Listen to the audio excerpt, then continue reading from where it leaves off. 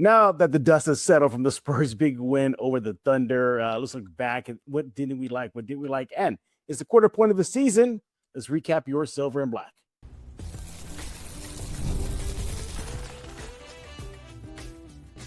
You are Locked On Spurs, your daily San Antonio Spurs podcast, part of the Locked On Podcast Network, your team every day. Happy Monday. Welcome back to Locked On Spurs, right here on the Locked On NBA Network. I'm your host, Jeff Garcia, Spurs writer for KENS 5 San Antonio. Hope you had a great weekend, and we're glad that you are back. Subscribe wherever you get your favorite podcasts, iTunes, Spotify, KENS 5 Post app. Thank you for making the Locked On Sports Podcast Network number one in this fair land. We appreciate y'all, and again, we appreciate y'all for increasing those Locked On Spurs subscription numbers. Keep on keeping on, everybody. Keep on doing a good job there. Hey, today's episode is brought to you by FanDuel. You want to go to FanDuel right now. If you want to be right in the middle of the action this season, visit FanDuel.com to place your NFL live bets all season long. What are we talking about today? We haven't had a chance to talk about the Spurs' big win over OKC. Yeah, they beat the Thunder, as y'all know already. So now that a day and a half has kind of passed by already, looking back at that win, what did we like? What didn't we like? Kind of the dust settled as the Spurs prepare to take on the Knicks at the NBA Cup Finals 2025 out of Vegas. And then the heart of the show, we're going to be looking at the quarter point. Yeah, it's official. Can you believe it? A quarter of the season is done already. Spurs got 25 games under their belt already. So we're going to look back at that first few games, first 20 plus. We're going to get the bad out of the way first. So we'll look at what we don't like, all right? And then we'll look on what do we like so far from this season and give a grade. I got a feeling there's going to be a lot more good than bad from our guest. He is back every Monday. It is Monday. You know what that means. It's Matt Guzman, Spurs on Sports Illustrated. Mondays with Matt. Matt, thanks for taking time out of your schedule. Thanks for having me back. Excited. I'm glad we're back on the regular schedule again. Yeah, exactly. Yeah, make sure to follow my next ad, Matt GZMEN. He's with Spurs on Sports Illustrated. He'll talk about that in just a few minutes. So, Matt, are you still riding high from that win over the Thunder, the mighty Thunder, the unbeatable Thunder? Can you believe it? I honestly still can't, and I know we've taken a little bit of time to kind of sit with it. Yeah. And, I can't say that I'm surprised at the effort and the level that the Spurs played to, but yeah, it's still a little bit crazy how they were able to hang in there with. I know, man. I'm still thinking about either going into the game. I texted with you. I was telling you, I knew they would put up a fight. I didn't think they were going to win. I thought it was going to be a close game, that Thunder pedigree, that Thunder championship, that Thunder playoff experience, title experience would win over the game. But credit the Spurs, man. And what I liked about it, I think I've looked back, what stood out for me the most is that they took a punch in the face hard in that first period. Man, I thought that was like, oh, here we go. Thunder being the Thunder, Spurs obviously not on their level, and let the slaughter begin. And then, my goodness, they punched back. No, they held the Thunder in the second period to under 20 points, the Thunder. So that stood out to me, just how much that team resilience, and they took that punch in the face and they punched right back. Matt, your thoughts? Absolutely. And I think there were a lot of things on display in that game. I think we saw obviously what the Spurs look like when they have everybody healthy. And, I put a little asterisk there. Obviously Victor was back, but was he really back, especially for that first half, was, the minutes restriction and everything. But I mean, we got a good look at what this team looks like when everybody is there. And obviously they had a couple games to get things, a little bit smoother with the guard rotation with all three of Harper, Castle, and Fox. But adding back Victor and like you mentioned, it really does change what he was able to do on defense, and the fact that the Spurs were able to stifle the Thunder. In second period, maybe it's just one period that they were able to really lock down that defense. Yeah. But the fact that they were able to do it at all, to a team that hadn't lost but one game entering the night, it's something that really shouldn't go unnoticed. And I think it was just crazy to watch and see the way that they were able to respond and react to the first time facing this team. We've seen them play them in years past, but the first time this season that these two teams have met, and obviously the Spurs were up for the challenge. You know what, Matt? It felt like the freaking NBA Finals. Credit the NBA. I mean, it really felt – it was a regular season game. It was a regular season game, but nevertheless, the vibe, the feeling, the atmosphere was festive. They had, a music show between games from the Knicks or Magic and Spurs Thunder. They really did it up, and, they really injected some life into this tournament. And kudos to the NBA and kudos to Spurs and Thunder for giving the fans a fight, a show, and I thought that was good. I was kind of like the bigger picture here. If I take off the Spurs glasses right now, was like, man, I hope the game is at least competitive just for NBA fans, and it really, really was. It came down to that final moments of the game, and obviously Victor was a big story in the game. I think at one point he was like a plus 21 or something freaking things like that for the Spurs. Yeah, he was on the court, but for me, Matt, another thing that stood out for me was just how much this was a team win. You got contribution from Vassell, Vassell, who led the team in scoring. Harper, did you look at Matt? I'm sorry, Matt. I'm saying Matt Barnes. Harrison Barnes's line there. He may not have double figures, but he poured in like 9 points. He had 2 steals. He had several rebounds. He did a little bit of everything. It's like almost the team just really showed they are deep, maybe just as deep as the Thunder. What do you think? For sure. It's funny you mentioned Barnes. I saw some people calling him out on Twitter, right? But just because he's not shooting 5-3 doesn't mean that it's not a productive game. Right. Like you mentioned, it was Vassell's turn, and this team has proven time and again, with all of the injuries that they've been dealing with, that if somebody's out, somebody else is ready to step up and kind of pick up the slack. Harper didn't get to double figures, on Saturday night. Sorry, I'm losing my days here. Sorry, but about it. Vassell, Everybody's still excited, Matt. Everybody's still excited. You're right. I mean, Vassell led the team in scoring. You had Vassell do his thing again. De'Aaron Fox proved why the Spurs went and got him.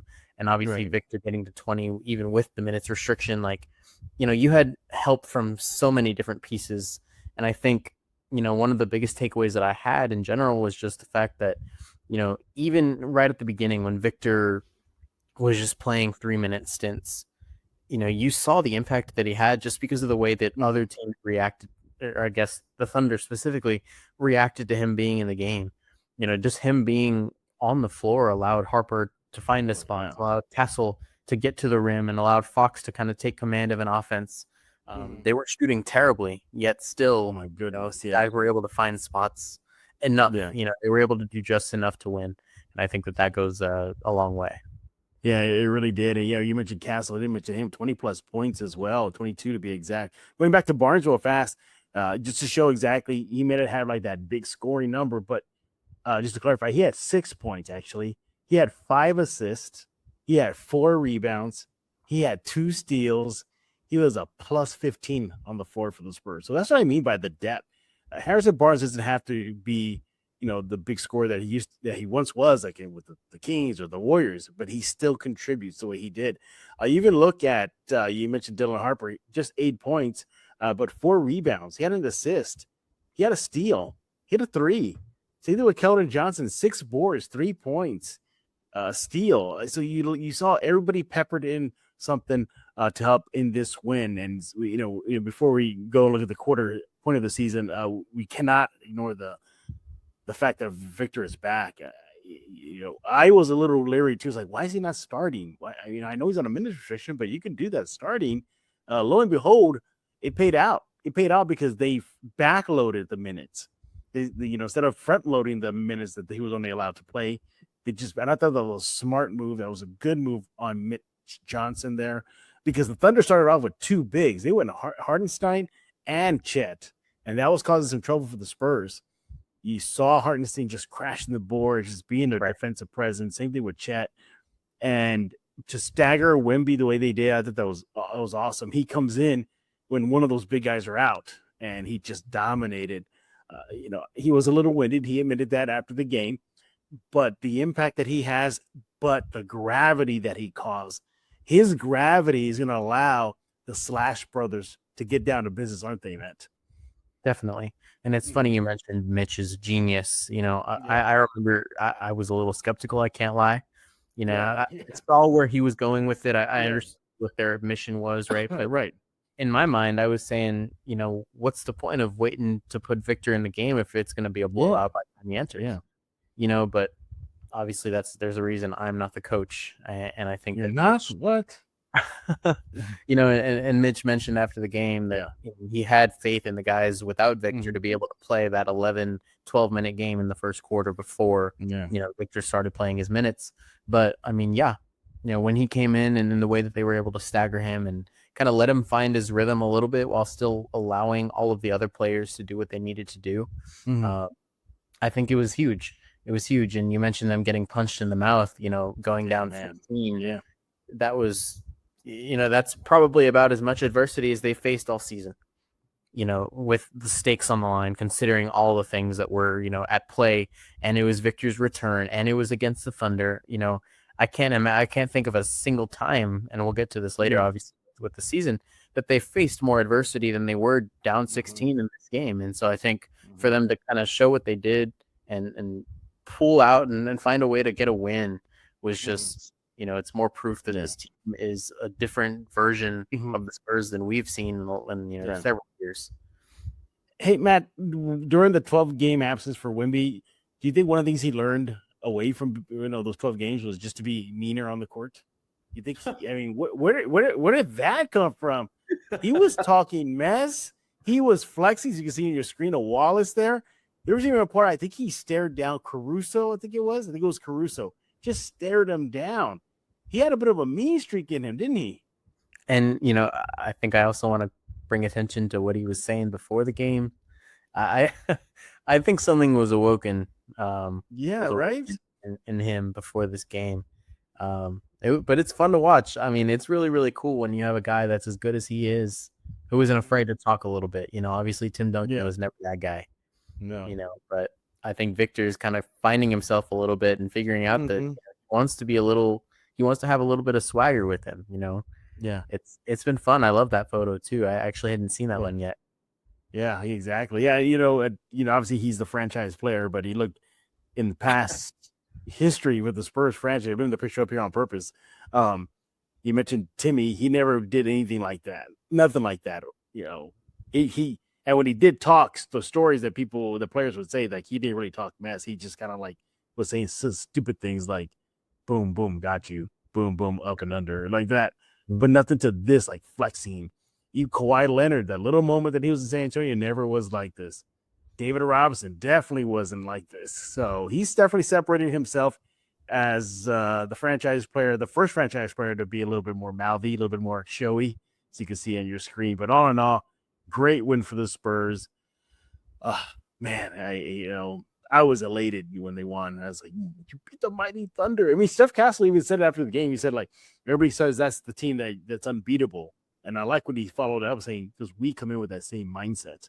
So all in all, a great, great win. Hey, before we hit the break, they got the Knicks tomorrow night for the Cup title. Who do you got? It was funny. I was thinking about it. I was thinking about the idea of playing New York after, assuming that they would, well, not assuming, but in the event that they would go on to win, I was already thinking about that matchup. And I think the Thunder was by far the more challenging team. Oh, yeah. I don't think that, it's not going to be an easy game by any means, but now that Victor's got another game under him, a little bit, of rhythm that he's got to develop, I think the Spurs got it. I really do think that they're going to go in there and try to prove something. This is the first time that they've had a chance to win something, to be at the top of anything in years. So I do think that they're going to go in with that vengeance, and Victor, especially having been out and now gets a chance to play with such stakes, I really do think they're going to go in and take that game.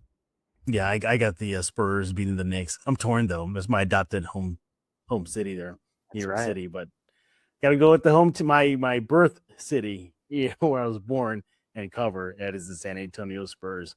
We'll have a complete Spurs Knicks Cup Finals breakdown on tomorrow's episode of Locked On Spurs, where we just we had a chance to react to the win here on Locked On Spurs, and Matt as well. So we figured we just start the show off with that. But let's get to the heart of the show. It is the quarter point of the season. Yeah, I cannot believe it. We're already here. We're going to look back at the quarter point of the season, likes, dislikes, grade. Coming up next right here on Locked On Spurs. The holidays always show up faster than we expect, and if you're still putting together gifts, last-minute decor, or getting your home ready for guests, Wayfair has you covered. Whether you need a quick room refresh, new bedding, or those final season touches, Wayfair makes it easy to get what you need fast. Wayfair truly is your one-stop shop for everything at home, with decor, furniture, kitchen, essentials, and gifts for every style, every budget, all delivered quickly and easily. Hey, their selection is huge. Bedding, decor, kitchen gear, kids' rooms, updates, You're going to be able to find everything in one place. It's so easy. It's going to shop by style. It helps you pick pieces that actually fit your home instead of guessing. No massive delivery fees, no stress. Just go to Wayfair. It's the best way to get your holiday home ready without running around to different stores. Get last minute hosting, essentials, gifts for all your loved ones, and decor to celebrate the holiday for way less. Head to Wayfair.com right now to shop all things home. That's WAYFAIR.com. Wayfair, every style, every home. NFL seasons move fast, and one big play and suddenly everything feels different. That's what makes live betting with FanDuel so exciting. You're not just watching the game, you're reacting to it in real time. With FanDuel, you can place bets as the action unfolds, every drive, every momentum swing, every highlight moment. Live betting is the best way when games start to shift. A receiver gets hot, defense tightens up, or the momentum flips after a turnover. FanDuel lets you jump into the moment. Live spreads, money lines adjust instantly, player props update as guys heat up. You can bet next touchdown scores, drive results, totals, and more. It keeps you locked into every snap, every drive, every possibility. So if you want to be right in the middle of the action this season, visit FanDuel.com and place your NFL live bets all season long. FanDuel, the game moves fast, so can you. Thank you for making Locked On Spurs your first listen of the day, and thank you for making Locked On the #1 sports podcast network. You already live your team every day. Now take it up a level and go ad-free. Join the Everydayer Club today and get Locked On Spurs with no interruptions, members only, Discord access, and so much more, all for just $5 a month or $50 a year. Check the link in the show notes to learn more.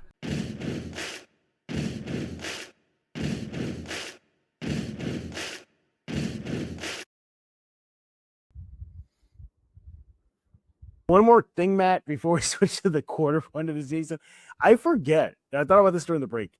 They had to beat the Nuggets on the road, the Lakers on the road, and the Thunder in the semifinals to get to the Cup Finals.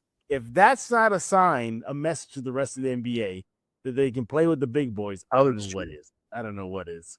No, absolutely. I think I was writing an article in advance for the Thunder game and was kind of thinking about that myself. The fact that they've been on the road for a while. These are not easy games that they've, the fact that they got to the knockout stage in the first place was a feat in of itself. So, I mean, it's really, they really are out to prove something this year. Yeah, they are to prove. All right. Well, we are at the quarter point of the season. Yes, a little over 20 games of the Spurs season is all but done.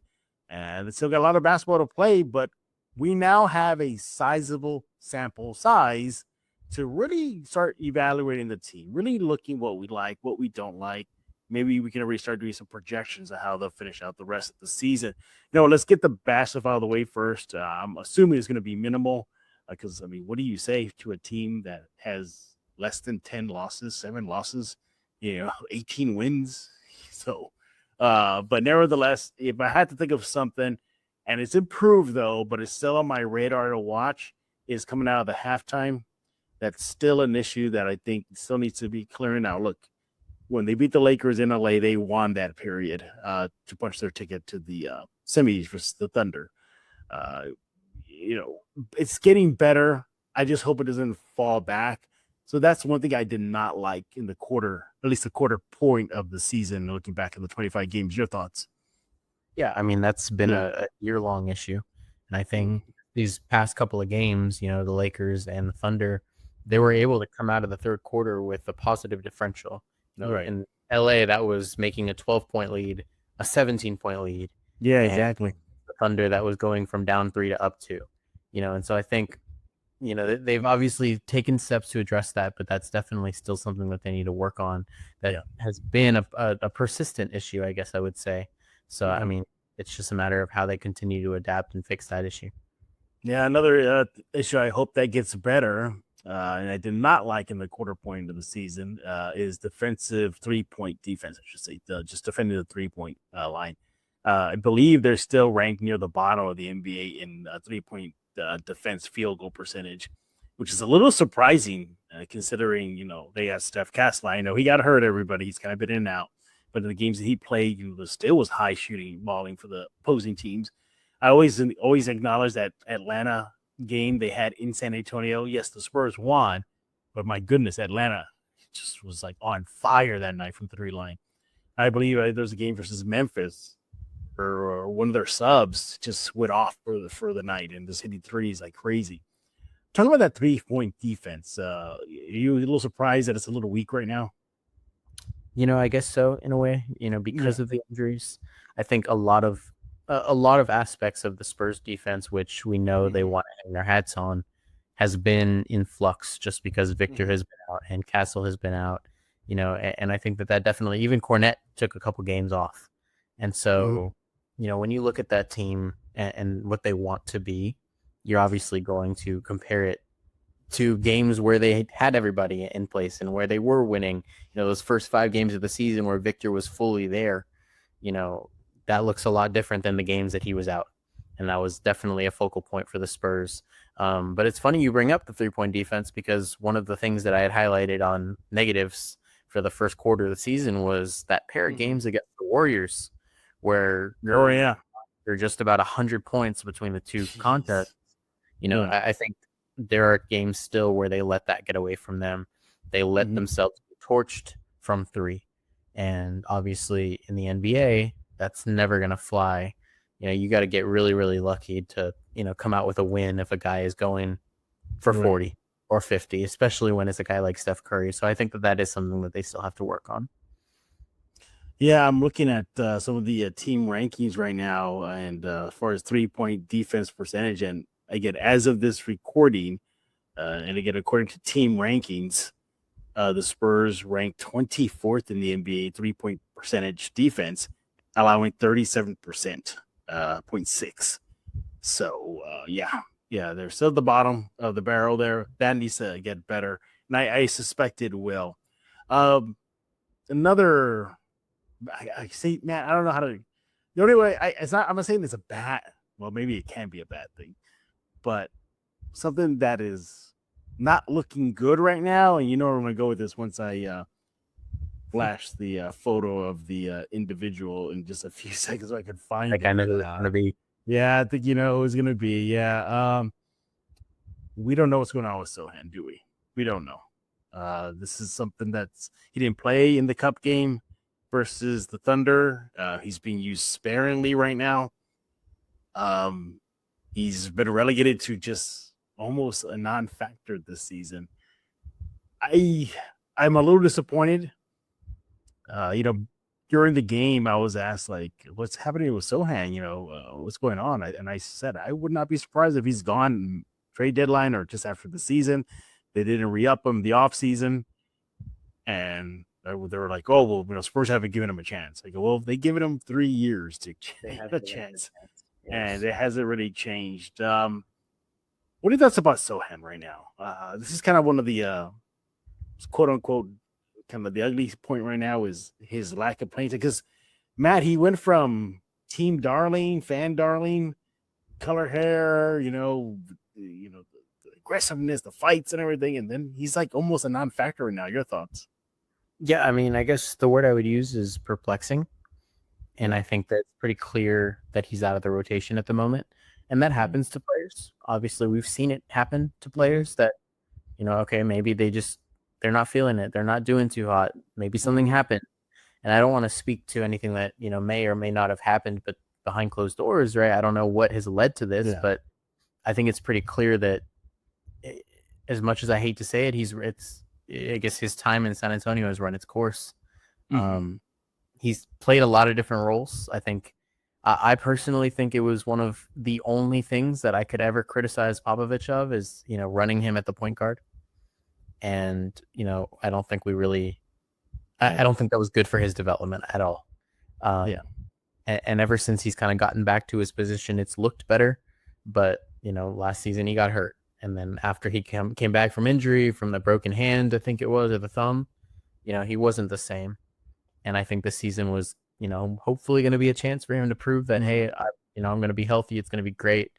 And it just hasn't, it hasn't, like, his offense has never really developed. And so I'm almost wondering if they just don't really see. I'm wondering if now they're at a point where the team has almost outgrown him. You no longer have the space to let him get development, and it's you're no longer okay with just let's keep guys getting let's keep everyone getting healthy. Let's keep everyone finding a rhythm. Let's keep developing together. I think they're realizing really quickly that they're in a much accelerated position, with their rebuild, and maybe that doesn't include him. I don't know. Maybe he can still work his way into the rotation. I hope so. I like him. I've always enjoyed him being in San Antonio. So it's, like I said at the beginning, it's very perplexing to me. I don't really quite understand what's going on, but it's clear that he has kind of fallen out of the good graces of Mitch Johnson at the moment.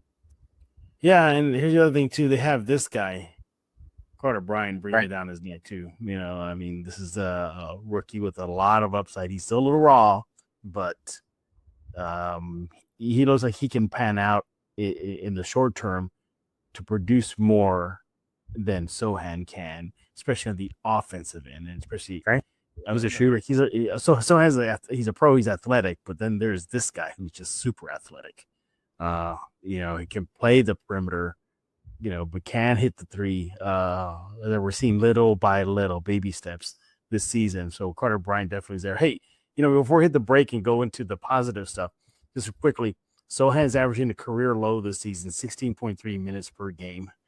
He went from playing 25 minutes last season to now 16.3. He's only played 17 games this season. So you look at his career, and the most games he ever played is 74 in 23-24 season. Looking at 22-23 season, 56 games, 24-25 last season's 54 games. So not really reliable. And then of course, field goal percentage or overall, his career best is 53 last season. And 3-point percentage, do we want to go there? 30% last season, career 28%. So there's things the Spurs got to really think about when it comes to Sochan's future in San Antonio. All right, now we got the ugly out of the way. Let's look at the good. So the quarter season of the Spurs season, there we go, is over. What do we like so far? And there's probably gonna be a lot more likes coming up next right here on Locked On Spurs. Let's be real, making excuses doesn't solve anything. We've heard it all before. It's just stress, I'm tired, or it happens to everyone sometimes. But when it comes to performance, sometimes your body just needs a little extra support. That's where Rougiette comes in. Rougiette.com offers fast-acting, doctor-prescribed treatments for ED, designed to help you stop making excuses and start making moves. Rougiette makes it easy to get started. You just connect with a board-certified doctor, 100% online, no awkward waiting lines, no in-person appointments. If prescribed, your treatment ships discreetly straight to your door. The process is fast, simple, and private, and is handled by real doctors. It's about confidence, connection, and getting back to the moments that matter. Visit rugiet.com/LockedOnNBA to get 15% off your order. That's rugiet.com/LockedOnNBA. And don't forget to use our code LockedOnNBA so they know we sent you. Rougiette, stop making excuses, start making moves.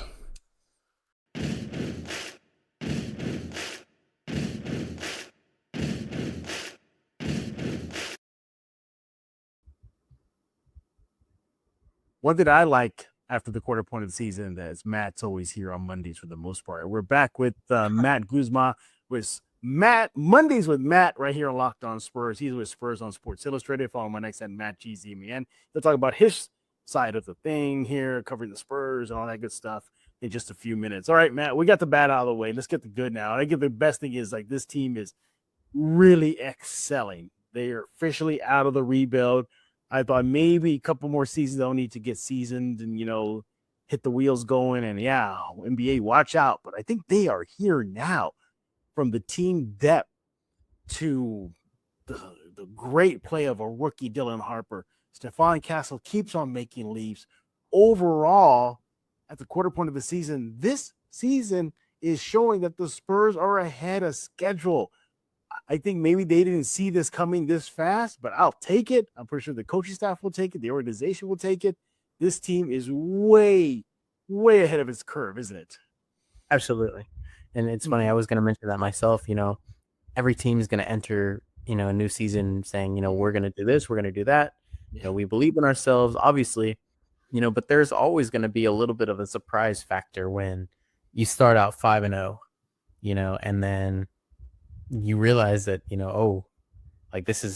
we were right. We were right about ourselves, and we were right about what we're capable of. And then you go down the the schedule and a quarter of it is passed, and you're 18-8 with a top 3 seed in the Western Conference. Yeah, you really start to realize what's happening. And I like the way you put it. I mean, they definitely are out of the rebuild. They're definitely here. I think that under victory was, probably some of the hardest proof that they've had that, we are for real. This is what we're about. This is who we are. That was the first game that they were fully healthy, and that's what they did. So what happens when they build chemistry together and they actually get going, And so I think, it's a very welcome sight. And I, like you said, maybe they didn't even realize it was going to happen this quickly or come together this fast, but they're definitely going to take it. Yeah, and you're seeing another thing I like too after the quarter point of the season is you're seeing the key pieces already settling in as far as their foundation. Wemby's Wemby. He's looking good this season. Now he's back from injury. Check. They have foundational guard pieces with Castle, Harper for the long term, Fox for the short to medium term. I mean, eventually they have to make a decision there. But I think those 3 pieces, along with Victor, that's a really, really good foundational piece. And we'll get to Devin in a bit, but I gotta highlight this guy. What more can you say about Keldon? What more can you say about Keldon? I mean, the way he's been playing this year, he's got to be in the running for 6th man of the year. Here's a guy that's coming off the bench and producing. And even if he's not giving the numbers, that energy, that hustle, if it wasn't for him setting the tone versus the Lakers in LA to punch their ticket to the semifinals in the Cup tournament, the Spurs probably won't be here. He was connecting on threes, bringing the energy. And remember, he is a vet now. He's an NBA vet. He's 7 years in. He is the big brother of the team, and he's setting the tone. This season, Matt, just averaging just solid numbers off that bench. In 24 minutes, he is averaging 13 points per game, which is a little higher than last season. And he's giving you just 1 turnover a game. So he takes care of that ball. 1.7 assists, 6.5 rebounds, shooting 34% from the field. Last year, he shot 31, so he's up that. And now hitting his field goal percentage is up to 57%, 48% last season. He's doing it all off the bench. This is one of the best stories so far coming out of the quarter mark. What do you think?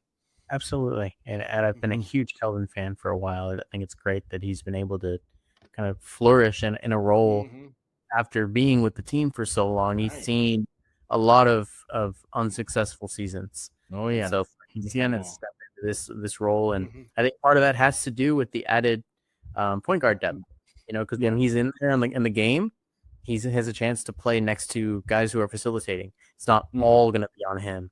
And it's funny you have this picture because it's rare that you see a locker room guy, quote unquote, actually be very, actually contribute, I guess, on the floor. And so I really, what I've seen from him, I think it's really cool that he's able to kind of play that role on the, as the team's longest tenured Spur, as an NBA veteran, but also prove that, I'm still here and doing it, and I'm not going to say anything or tell you guys anything that I can't do myself. Right. And so, he's been, as I guess, like what Mitch was saying, the heart and soul of this team. And it's really cool to watch him. Matt, what do you like so far after the quarter point of the season? I think one of the players that I've loved, and I've preached it for a while now, but, what Luke Cornett has brought to this team has just been uncanny. It's been ridiculous. Because this team is needed for quite a while, a traditional center to play next to Victor Wembanyama. And, I think what Luke brings to the court, not to mention his personality, I think he gels with the Spurs. I think he's a great pick on that end, on that, in that regard. But, adding a second guy, a second 7-footer at that, who can defend the rim, who can play the pick and roll, who can be a lob threat. I wasn't expecting him to be as much of a lob threat as he's been this season. I just think what he's brought to this team and the role that he's stepped in to fill, because they didn't have anyone to fill it, has been crazy. And I think it's really paid dividends, when you see what can happen when you pair Victor with a very, very talented and capable center who isn't Victor Wembanyama, because no other center is going to play like him. So you get a guy like Luke Cornett to complement it, and it works really, really well. So I think he's been one of the brightest spots this season. and getting them to this point. Yeah, exactly. And one of the guys I got to highlight so far with San Antonio for me is Devin Vassell. Really, really has been. I mean, he's just being a lot more consistent. That was the biggest knock on him. Can he be consistent? Can he be there for the Spurs? Can he step up his game? Can he be, that solid complementary piece to Wemby? And he has proven it this year. He's so far averaging career high in minutes per game at 32.4. He's played all 24 games, or now 25 now. And look at his field goal percentage is 43%. 3-point percentage has gone up 36% last year to 39% this year. And you just keep on going down the road. He's averaging 3.7 points per game. He's giving you 2.5 assists there and just 1 turnover. I don't think that gets highlighted enough. For his career, he's rarely a turnover machine. Rarely. And right now, he's only averaging just 1 turnover. He's averaging 15.4 points per game right now. And you look at the last few games, the double-figure scoring against the Thunder to help the Spurs win. We can't forget what he did in the game at Cleveland, where the Spurs did lose, but 28 points.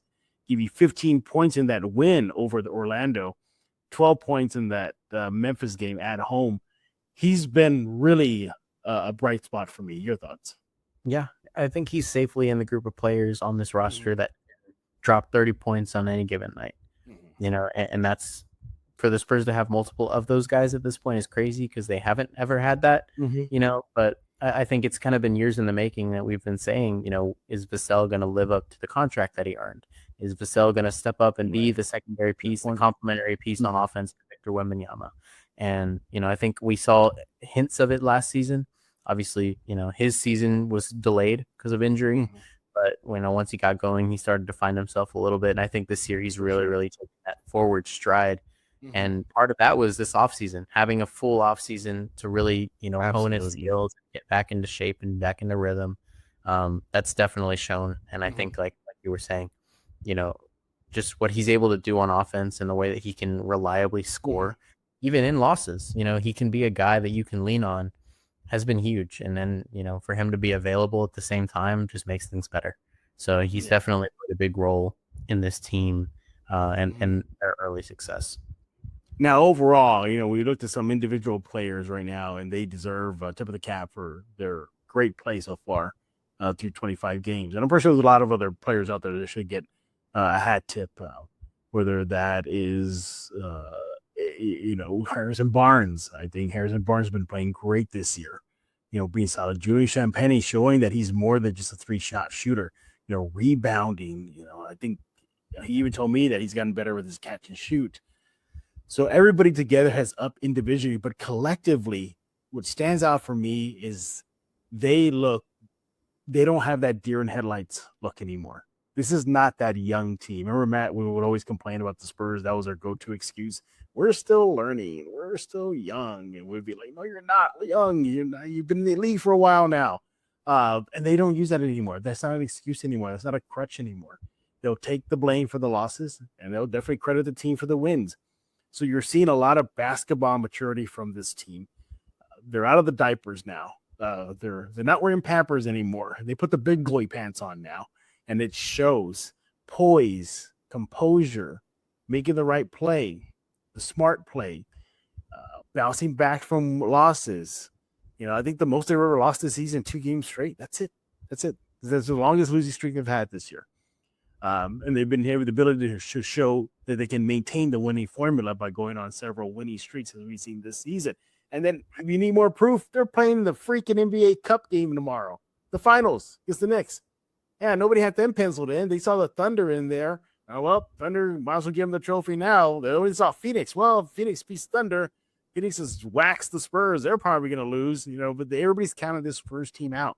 I think at the quarter point of the season, Matt, the league, everybody, fans, sports shows, Matt Guzman at Spurs on Sports Illustrated, you cannot say this is a team that maybe they'll get there. No, they're here now, aren't they? Absolutely. And I think everything that they've done to this point has proven that. Every piece of this team. And I remember writing a story right before the beginning of the season, talking about puzzle pieces, because preseason, that was kind of their rhythm. It's funny, the 5 preseason games plus the 5 game, like they were 10-0 when you count preseason into the regular season. They didn't know what it felt like to lose for a while. That's a good point. That's a really good point. Like I think that they really pieced it together, and they understand that they play part in a collective whole. Mm-hmm. And I think they've all kind of taken that to heart. Victor knows that he is the franchise cornerstone, and Steph Castle knows that he is inheriting a bigger role, it seems, every game. Julian Champagnie, like you said, understands that he has to be a 3-point shooter, but he also can find room to branch out in other ways. Harrison Barnes knows that he's the veteran, but he also has to be able to shoot and score at will. And I think Devin Vassell understood what was being asked of him. And this is just a team that none of them are upset with their role.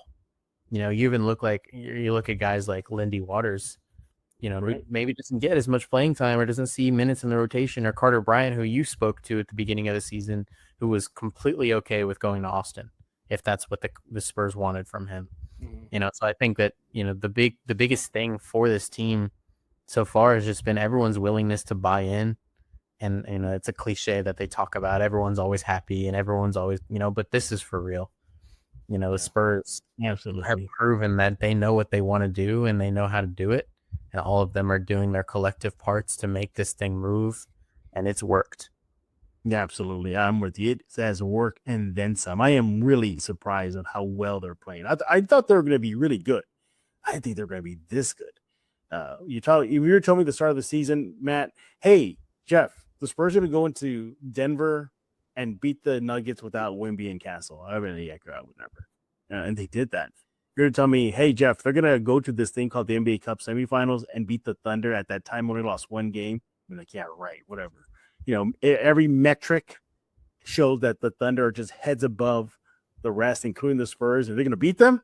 No, I always said no, but here we are. The Spurs looking good. All right, time to give out a grade. Matt, you go first. Grade the first quarter of the season. I think I'm going to go with an A, not an A plus, but not an A minus either. I think when we're comparing it to what this team has been the last couple of years with Victor, this is just leaps and bounds. This is night and day difference between last season and obviously his rookie season, but even last season. With Chris Paul, I think everyone was like, okay, maybe they can do it's funny to me looking back at last season's team, or maybe this team last season at this time last season, and trying to remember the headspace that we were in, thinking that maybe Chris Paul was going to take him over the edge, or maybe they were really going to start in. They were nowhere close to what they are right now. And I think that's a good thing about this team. That is not an indictment on last season. That is just proof of the growth that they've had. So, I would give it an A, just comparatively, and what they've been able to do so far. I'm going to give them the A minus. I think they're playing a game right now, like quote unquote, an A game, but A minus. Why? I think there are some games that still left a little sour taste in my mouth, namely the Minnesota loss. They had that game and they let it slip. Another bad taste in my mouth that, I'm still kind of like, Spurs, you could have played a little bit better, was a near disastrous performance against the Pelicans, where they just blew a 25-point lead. Not trying to end the show on a negative note here, but I'm just giving you reasons why I didn't give them an A or an A plus. Still gave them an A, just an A minus. Yeah, I think there's still a little bit of movement where they can get better there. Talk about the halftime, coming out of halftime. So far, so good. They've gotten better. They won the last 2 third periods versus OKC versus the Lakers.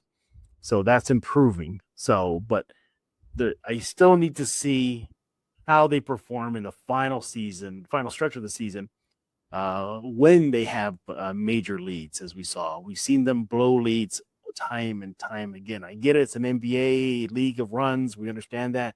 There's, the team's going to get a run. Then there's, oh my goodness, you're about to lose to the freaking Pelicans because you blew a 25-point lead. What are you doing?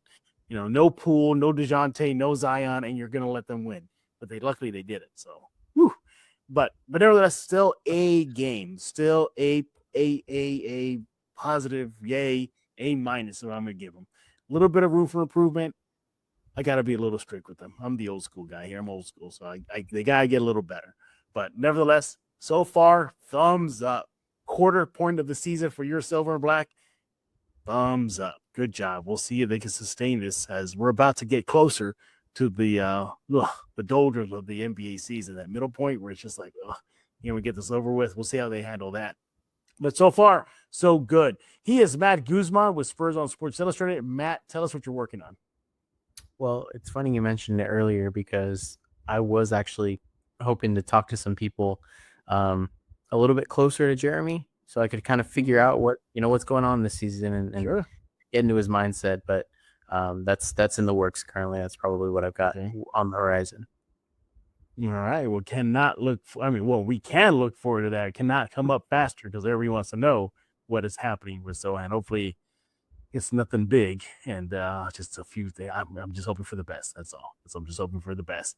Again, Matt, thank you for stopping by here on a Monday. Mondays with Matt. We love it here when you stop by and talk all things silver and black.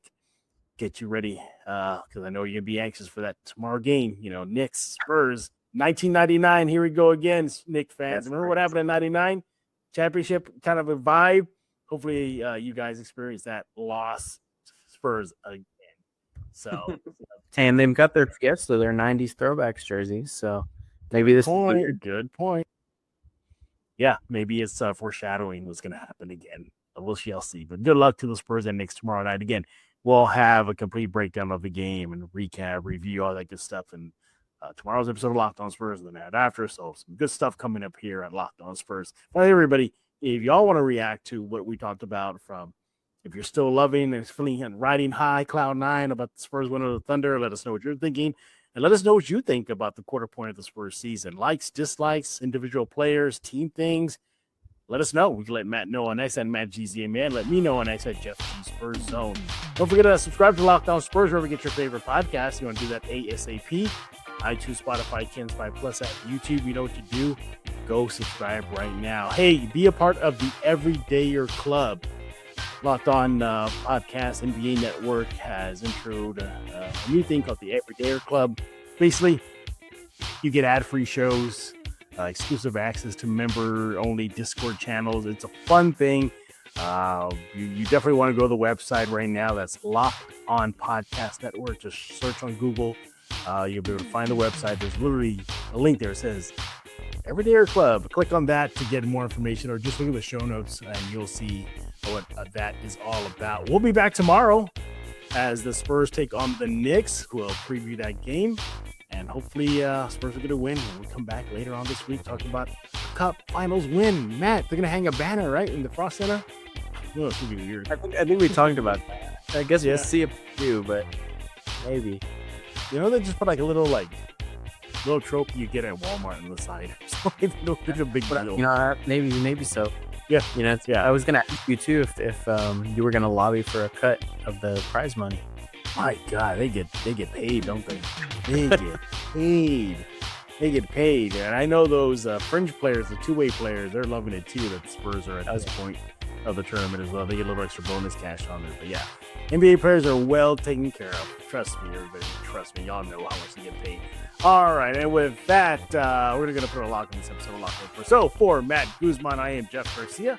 Let's put a lock on this episode of Locked On Spurs.